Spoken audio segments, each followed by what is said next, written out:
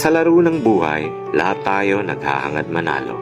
Kaya sa bawat pag-usad ng araw kasabay ang mga panibagong hamon na darating, hingin lagi sa taas ang ibayong lakas upang matagumpay mong lampasan ang bawat pagsubok. Kasi ang buhay, di kailanman ipinangakong maging madali.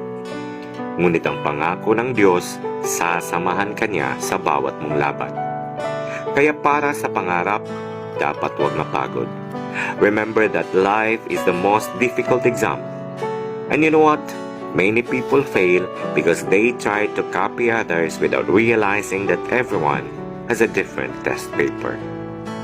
At kung sakaling saan ka man dalhin ang iyong mga pangarap, baunin mo lagi ang respeto at pakikisama. Because in this game called life, winning comes in different forms. So play it well without hating and